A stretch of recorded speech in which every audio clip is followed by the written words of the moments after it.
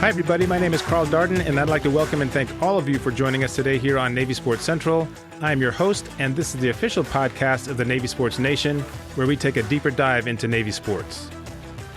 In this episode, we're going to spend some time talking with a very special guest who plays one of the more popular club sports at Navy. And in fact, there's news that it could become the next varsity sport for both the men and the women very soon. We'll also have our sports update, question of the day, and I'll be giving you our two new athletes we'll be tracking during the winter on our mid-watch. It's our last episode of 2021 on Navy Sports Central, so don't go anywhere.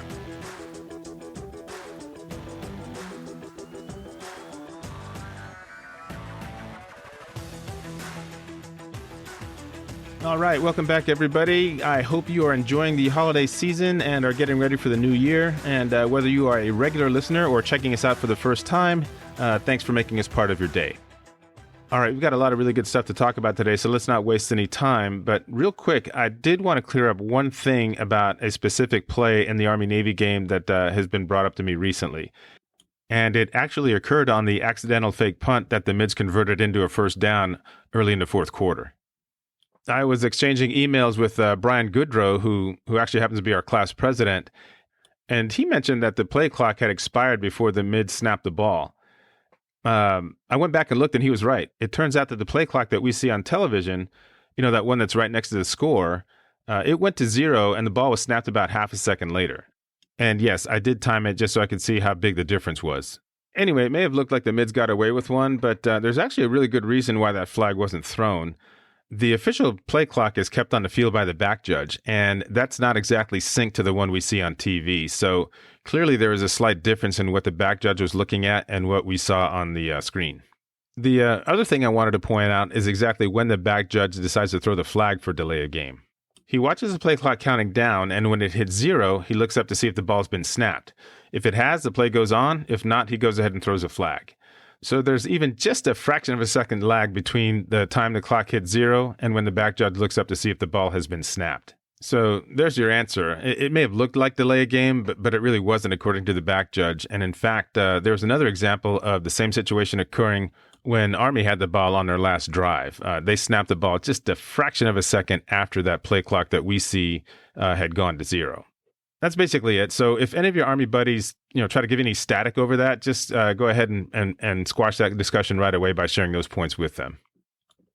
All right, let's check and see what's going on with sports in the yard. Right after Army, it was finals week, so there's not a ton happening, but the women's basketball team did wrap up their non-conference schedule with a 73-59 win over Ryder back on December the 12th. Jennifer Coleman led the way with 27 points and 12 rebounds, and I'm telling you, you can just basically pencil her in for a double-double just about every game, and we'll talk about her again later on in the question of the day. But she did have some help. Sydney Watts came through with 18 points on 7-11 shooting, including a couple of three-pointers, and Sierra Hurd-Lindy chipped in with 11 points. That does it for the Mids non-conference schedule, and they'll be kicking off their slate of Patriot League games on December 29th against Holy Cross. All right, now let's check in with the men's team. They are currently 7-4, and their last non-conference game was against Towson on the 22nd. Unfortunately, they came out really flat on that one. Just couldn't seem to get it together. In fact, John Carter Jr. rolled his ankle like 4 minutes into the game, and he never returned. After that, it was basically all downhill. Towson won that game pretty easily, 69-52. Historically, the Mids don't do that well in games played right after finals. I think they're like 1-4 over the last 5 years, and this was no exception. As a team, they shot 33% from the field and were only 8 of 21 from the free throw line.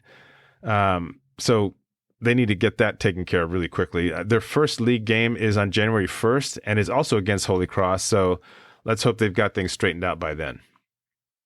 Okay, now let's see what's going on with the wrestling team. They took on Maryland in College Park on the 11th and lost a really close match, 18-16. The Mids got off to an 8-0 start and had a couple of chances to close things out by winning one of the last 4 matches, but they just weren't able to do it. The Mids have another invitational coming up in a couple of weeks in Lancaster, Pennsylvania, and their next dual meet is the following week on January 15th, I believe, against Lehigh. That's going to be a big one, by the way. And finally, I'm going to wrap things up with an update on one of the Navy club teams because it's a really big deal. The women's rugby team won the D1 National Championship, Now, you just heard me say that they're a club team, but they do go against Division I competition, and they are governed by the College Rugby Athletics Association. In the final, they went against Davenport University. Their team actually from Detroit, Michigan, and they defeated them 24-12 to earn the title. So that makes 4 national championships for the Mids in 2021. Remember that the other 3 are in intercollegiate sailing, offshore sailing, and also lightweight rowing. And we're going to have a chance to learn more about the Mids' most recent national championship because our guest is someone who can give us an up-close and personal look at what that experience was like. Stay with us.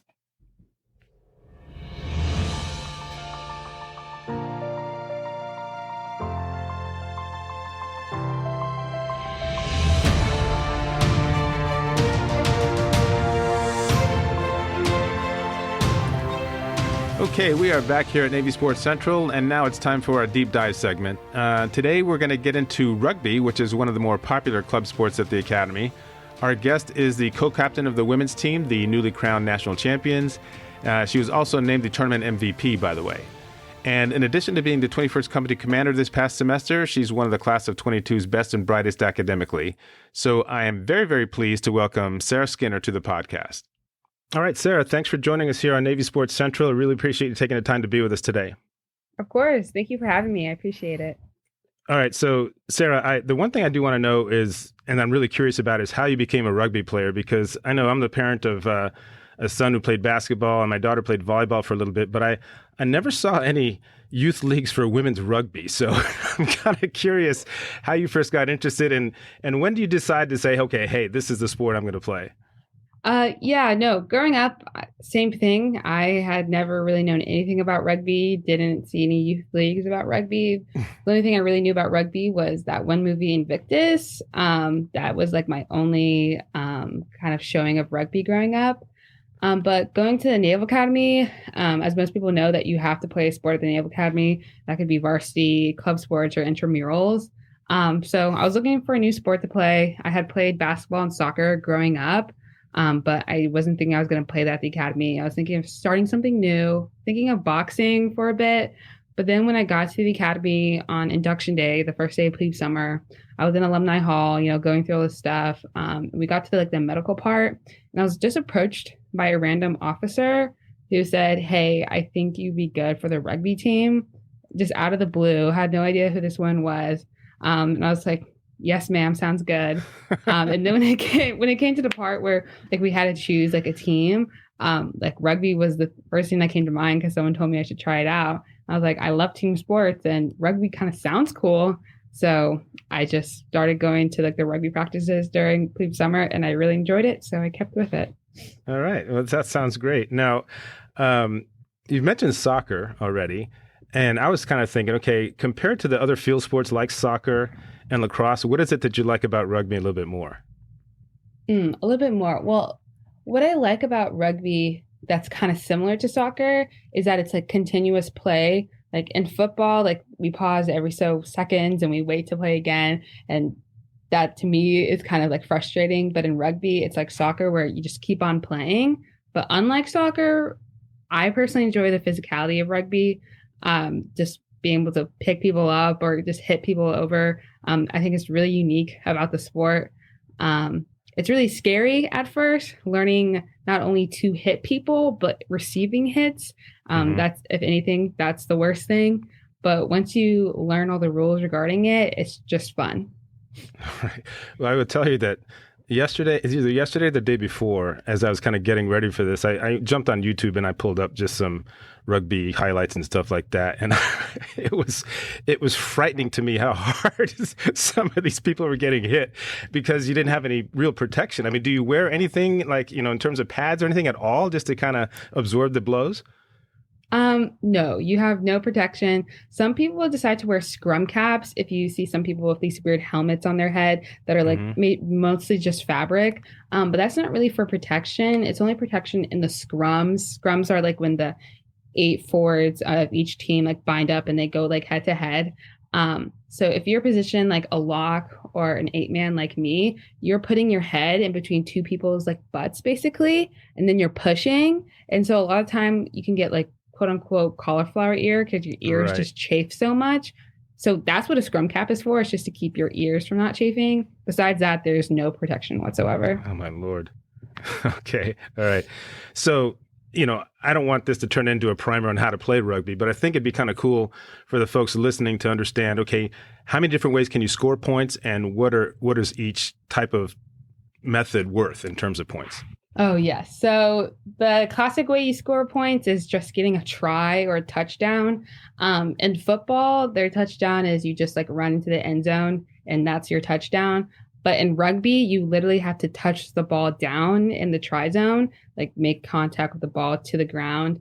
And that would get you 5 points. And then also like in football, you can have like a conversion kick. So after that 5 points, if the person who makes the kick like makes it, then it's an extra 2 points. So and up to 7 points for each try.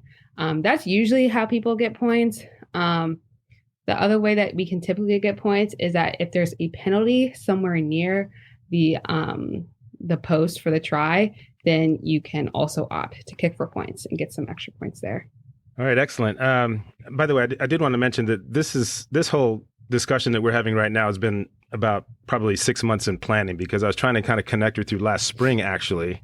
But I just realized how busy and hectic things are going to be for when you're trying out for the national team and so forth. So that was actually going to be my next question. You were invited to try out for the national team for the group that was going to be going to compete in the Olympics in Tokyo. I was wondering if you could share some of that experience, and what did you take away from that experience that kind of helped prepare you for this season? Yes. So I wasn't necessarily trying out for like the national team. I was invited to some training camps for their developmental side. So they have 2 sides in Chula Vista, California. That's where like all the training camps and their training is. Okay. So there's the developmental side, and then there's like the senior side. And the senior side is like the pool that they draw to actually take to Tokyo. So I was invited to start on the developmental side, but developmental side or senior side, like those girls are some of the best rugby players I've played with my entire 4 years. It was Navy rugby. We're like a club sport. So I would say we're pretty intense for a club sport, but compared to like Olympic development, nowhere near as intense. We were practicing 3 times a day, very fast paced, lots of stuff, new stuff I was learning. And a chief difference is that usually Navy, we play rugby 15s. So 15s is 15v15, and it's an 80-minute game. But I was invited to rugby 7s, and so it's a 7v7 game, and it's only a 14-minute game. So they're really fast-paced. It's on the same field, so it's less people on the big same field, so a lot more running.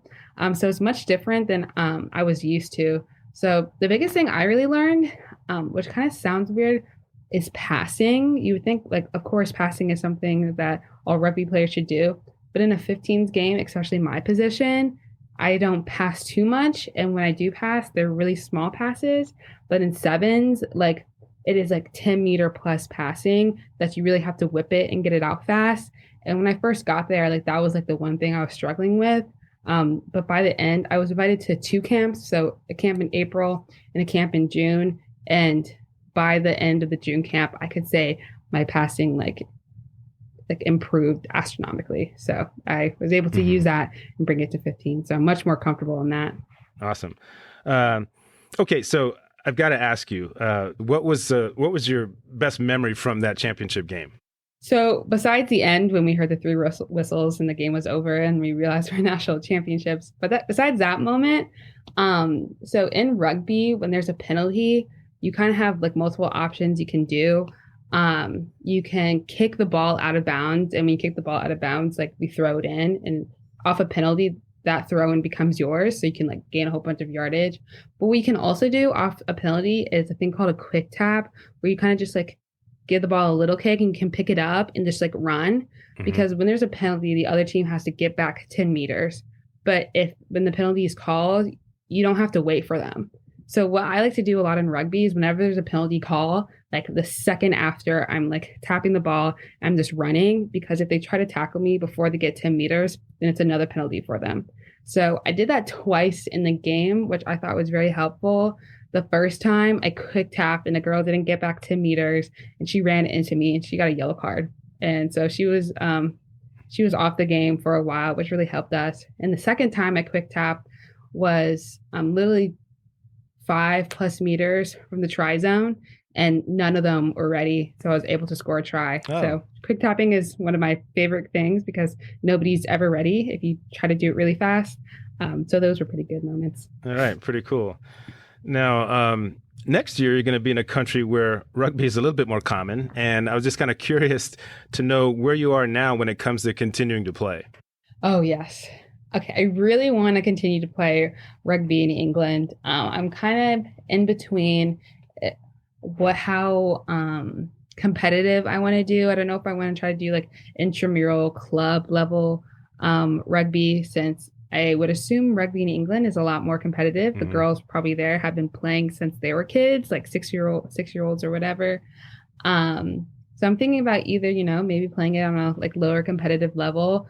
But I'm also thinking maybe like pushing myself and getting out my comfort zone and actually trying out to see if I can get on like the Oxford team, like the Oxford University team for rugby. I think I'm going to try at least and see if I can keep up with the girls. Right. Okay. So yeah, you just mentioned Oxford. And of course, the reason you're going to be over there is you were recently selected as the Naval Academy's 54th Rhodes Scholar. Congratulations on that, by the way. I mean, that is just a huge accomplishment. Thank you. I did read up a little bit on the criteria that determines the Rhodes Scholarship. And one thing I was kind of curious to know is this a scholarship that you apply for? Or is it one where there's like various committees at the Academy that kind of look at different candidates and say, okay, the Rhodes Scholarship people are going to be contacting us, and they start scanning some records and so forth of like, potentially qualified students.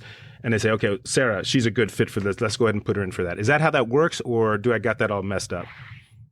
It's more like the first way. So there's a program at the Naval Academy that you apply for in your second class or junior year called Senior United Kingdom International Scholarship Program.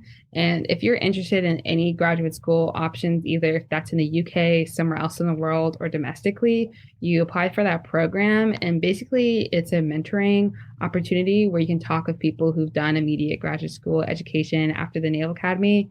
And they kind of show you the different type of scholarships you can go up for. So from that pool, about 20 in my class, we're the people who usually apply for like the Rhodes scholarships. So you apply by yourself, but you do have to get an endorsement from the Naval Academy. So there was a handful of us from that like 20 or so midshipmen that decided to apply for the Rhodes. But yes, it's mostly independent. Okay. All right. Got it. So you chose surface warfare as your service selection, right? Yes, sir. Okay. So I'm wondering how the whole scholarship fits in with that service commitment. Is it something where you studied Oxford first and then the commitment goes, or are they both concurrent? So they recently changed it, so it's no longer concurrent. So I'll go to Oxford, I'll do my 2 years, but I also have to actually, since I'm doing 2 years immediately after Naval Academy, have extra commitment. So after those 2 years at Oxford, I'll serve a total of 10 years in the Navy. Okay. So now for your honors research, and I'm going to quote here so I don't mess it up. Yes. You are, and I quote, evaluating the overall effectiveness of middle power nations and middle power institutions in mitigating hegemonic competition and conflict between the U.S. and China. Now, I read that and I thought, I'm just a dumb engineer here, but I am a pretty curious person by nature. So I said, okay, this is just a little over my head. Let's Google it and see what I can come up with. So I took that clip, I punched it into Google, and it took about less than 200ths of a second or whatever to come up with about 2 million hits. The very first one on the list was an article that says, Naval Academy Rhodes Scholar to do her research project on what I just said. So here I'm looking at this. So basically, Google is telling me, all right, if you want to know about this topic, get a hold of Sarah Skinner. Oh, no. There's been 10,000 people before me who have written on great power rivalry and like middle power institutions, but I'm honored though. So how did you decide on that? So it's kind of weird as well. I feel like a lot of my decisions kind of have just been, I've run into them. I was in my Asian International Politics class And I already had planned to do honors, and I didn't know what I wanted my question to be, but my faculty advisor that I had chosen was actually my professor for that class. And we were discussing middle power nations and institutions. Just so people know, middle power institutions or nations are just countries that kind of they're below like superpowers like the US and China, but they have more influence and more resources than like smaller powers. And examples of those would be like Australia, Malaysia, Singapore, just so people can have a nation in mind. So I was just asking a question about it, and I was like, "Sir, do you think nations like Singapore, Malaysia, or institutions like the Association of Southeast Asian Nations, are they able to handle and mitigate like salient security issues, like such as like U.S. China great power competition, like in the South China Sea, or when it relates to Indo-Pacific strategy, because they're not great powers themselves. So is there any type of influence there?" And I just asked him that question. He looked at me. He's like, "You know what? That's a good honors thesis project." And that was it. And I was like, "Okay, so I guess I'll research that." All right, pretty awesome. So now, when you get over to England and you're studying at Oxford, you are going to be looking to pursue a master's of philosophy and international relations, right? Yes. Okay, so I'm familiar with majoring or getting a master's in one or the other. How do the two of them together work? I've never seen them linked before, so what does that look like? Yeah, so this is something I think is very unique to Oxford. A lot of their master programs are masters of philosophy. For the Master of Philosophy and International Relations, I think it's termed that way because it really dives deep into like the theories and like concepts that govern international theories. And we ask those kind of like big questions of like realism, liberalism, constructivism. Those are some like big like IR theories. And it really dives deep as well into kind of preparing you to get ready to like conduct a research on those big questions. So that's why it's more of that like philosophical side of international relations. Okay. All right. Sounds good. All right. I've covered most of the questions that I wanted to. I did want to just ask one more, and I typically always do this with folks that I have come on, and that is there anything that I haven't covered that you would want people to know about specifically, whether it's about what you're going to be doing, at Oxford or any kind of future plans? Future plans. I've been given some good advice lately, since a lot of people have reached out after the whole Rhodes thing. And I got some good advice from one person saying just to enjoy what's in front of me right now. When you look ahead at like Rhodes and Oxford, like those are very exciting things. But I don't also want to forget that I still have one more semester at the Naval Academy. And I hope to make it my best semester and make some good memories while it lasts. Okay, that's pretty cool. So we're just about finished here. I'm going to finish up with about 5 or 6 quick questions just to kind of get a quick response from you. And I like to ask this, especially from current mids when I can, just to see how much things have changed since I've been there. Okay, so first of all, favorite King Hall meal? Very unpopular opinion, but I like the Italian sausages. Okay, all right. Yes. Least favorite meal? Chicken and rice. We had chicken and rice about every single day during COVID, so I'm done with it. Okay. Toughest drill that you do in practice or the toughest part of practice? We do like defensive alignment drills, and one of our coaches is obsessed with burpees, so he likes to incorporate burpees into our defensive alignment drills a lot. So whenever we do that, that's the worst thing because I'm so tired by the end. Okay, all right. First place you want to visit in England when you get a chance to do some sightseeing? Oh, I definitely want to go to London. I've been to London once before, but I love big cities, so London's the first on that list. Okay, fair enough. And finally, the professor who influenced you most at the academy and why? Lieutenant Commander Yeager. She was my plebe government professor. She also did graduate education. She went to Cambridge. But I really enjoyed her class, and she was the one who told me at the end of my plebe year that I would be good for any graduate school. And she basically has mentored me these past 3+ years and applying for the Rhodes, for the Marshall, for other opportunities. And she was my number one like motivator and inspiration to do all of this. So I literally have to give all credit to her for where I am right now. All right. That's really great to hear. Listen, Sarah, that brings us to the end of our conversation. Thanks so much for taking the time to join us on Navy Sports Central. I know how busy things can get this time of year, so I really, really appreciate you squeezing us in. Yes, of course. Thank you so much. Okay, that was Sarah Skinner from the class of 22. She is the co-captain of the national champion Navy women's rugby team and the Naval Academy's 54th Rhodes Scholar. This looks like a good spot to step away for a break. We will return shortly with our question of the day and our mid-watch segments.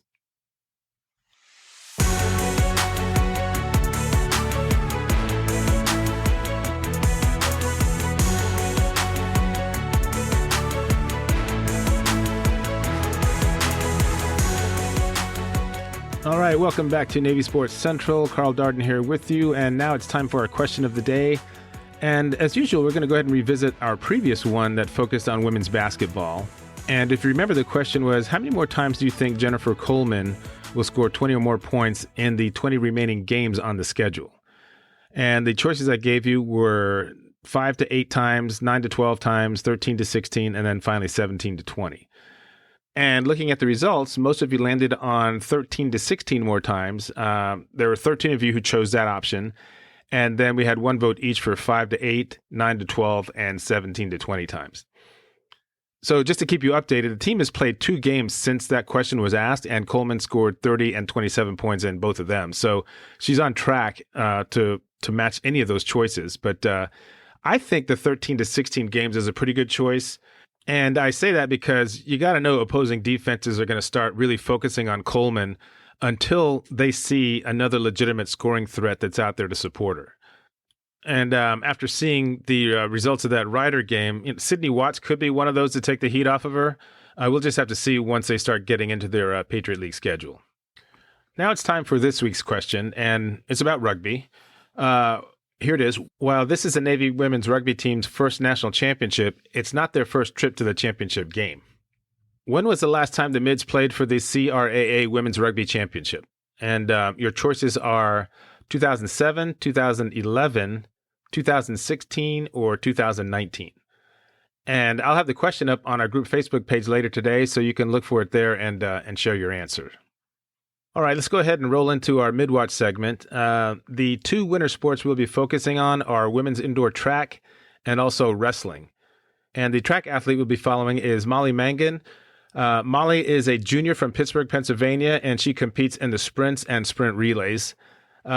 She can cover distances ranging from 60 meters indoors all the way up to 400 meters. In the Army Star meet last year, Molly won the 60-meter dash, the 200 meters, and also anchored the 4x400-meter relay team. And she led the women to a 98-83 win.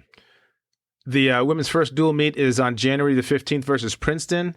The team has been idle ever since the Navy Invitational over 3 weeks ago, so you got to know that they're going to be ready to get back out there on the track and compete. On the men's side, we're going to be following Navy wrestler Andrew Cerniglia. He is a sophomore from Nazareth, Pennsylvania, and Andrew wrestles at 157 pounds and is currently ranked 18th in the country. Last year, with the star on the line against Army, Coach Kerry Colott slotted Cerniglia to wrestle in the last match of the meet. And remember, last spring he was just a freshman, and the Mids were trying to end a 4-match losing streak, so there was definitely some pressure there. So they needed Cerniglia to win to take the star, and he delivered in a huge way. The match wasn't even close. Cerniglia was the aggressor from the start, and he jumped out to like an 8-0 lead before closing out his opponent 14-3. ESPN Plus is going to be carrying a lot of these Navy wrestling matches, I think, and Cerniglia is going to be really fun to watch. He's already off to a really great start this season, taking first place in both the Clarion and Bearcat Invitationals back in November, and he also won his match in that dual meet against Maryland. The next time Cerniglia will be on the mat is on January 15th versus Lehigh, and that is a big-time program. So Navy knocked them off last year in what a lot of people considered a surprise. So again, ESPN Plus will be streaming this match, so if you get a chance, you'll definitely want to check him out. So those are the two athletes we'll be watching during the winter sports season. Okay, we're about ready to wrap things up here, but I thought since this was the last show of the calendar year that I'd do something that I hope you guys get a kick out of. I went back and was listening to several of the episodes and came up with my top 5 funniest moments on the Navy Sports Central podcast in 2021. So I'm going to go ahead and count them down from number 5 all the way through number 1, and I'd be curious to hear what you guys think. So here we go. At number 5 from episode 11, we have Ginger Rice talking about her favorite running shoe compared to the state-of-the-art model that we had available at the Naval Academy in the early 80s. Favorite running shoe? What's your running shoe of choice? Asics Gel Cayano. Mm-hmm.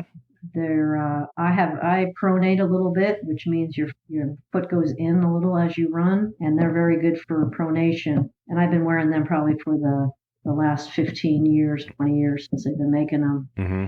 Now at the academy, we ran in our Brooks. I think they were the Brooks that we got issued. Yeah. At least it wasn't those kid sneakers that they issued us. Right. Coming in at number 4 from episode 9, Navy Hall of Fame linebacker Andy Pontiego thinks it's time for a major rule change. One rule related to college football defense that you would change right now if you could. Pass interference. Okay. I totally agree with you there. I think defense should be able to have more freedom to assault the offensive guy. At number 3 from episode 20, Navy basketball standout Becky Lewis shares her first thoughts after arriving in Annapolis for plebe summer. All right, cool. So now you've got the nomination, that all-important ticket to the dance, as I like to call it. What happened next? Then Coach Smalley shepherded my appointment offer.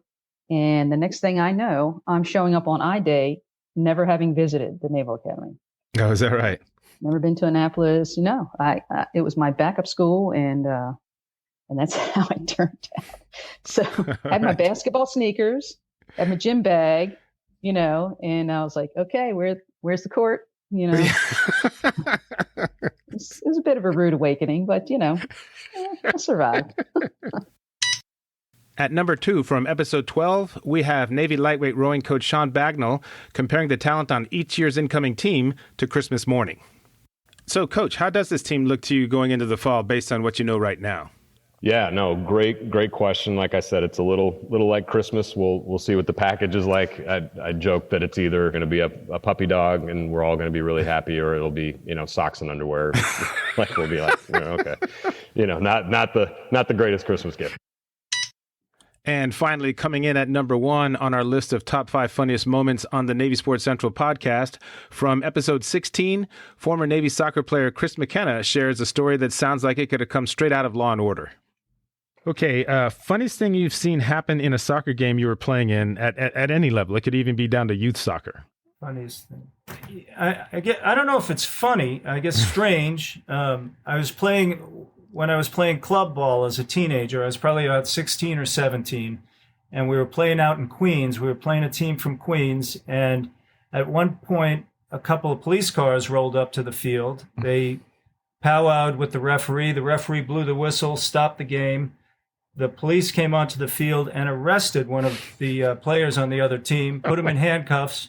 Perp walked him over to the car and drove off, and the ref blew the whistle. The other team replaced that player with another player, and we continued the game. So that's the strangest thing that's ever happened. Right. Yeah. Okay. Wow. That's going to be a tough one to top. So that does it for the top 5 funniest moments on the Navy Sports Central podcast for 2021. Looking forward to bringing you a lot more of those in the coming year. Just about at the end of the road here, but I did want to mention one more thing to you, and I'll give you a heads up when that particular episode airs. But I was asked to be a guest on a podcast episode very recently, and the host name is Mark Maraday. He puts out a show called The Original Sports Podcast, and Mark is from Frederick, Maryland. That's where he does his show out of, but he's a big-time follower of the Pitt Panthers, and he does track the Naval Academy sports since he's basically about an hour away or so. Anyway, we had a really great conversation. I had a chance to promote Navy athletics. And like I said, when he gives me a heads up, I'll let you guys know so you can listen to that particular podcast. It was a lot of fun to do. That's going to do it for this edition of Navy Sports Central. Thank you all so much for joining us. Now, if you like what you've heard, make sure to follow us wherever you get your podcasts, and remember to spread the word to all the other Navy fans out there. Thanks again to Sarah Skinner from the Class of 22 for sharing her experiences with the national champion Navy women's rugby team, and we wish her the very best of luck next fall as she begins her graduate work as a Rhodes Scholar at Oxford University. We have been getting a great response to our question of the day, so if you want to jump in on that, just go to the Navy Sports Nation group Facebook page. I will go ahead and pin it to the top so you won't miss it. And just a quick reminder, the views expressed on Navy Sports Central are my own and do not reflect those of the U.S. Naval Academy or Navy Athletics. By the way, the music used in Navy Sports Central comes to you courtesy of Audio Jungle. This is a great site for purchasing the rights to use music from thousands of artists around the world, and those we feature in the podcast will be credited in our show notes. Talk to you soon, everybody. Until next time, this is Carl Darden. Go Navy, beat Army.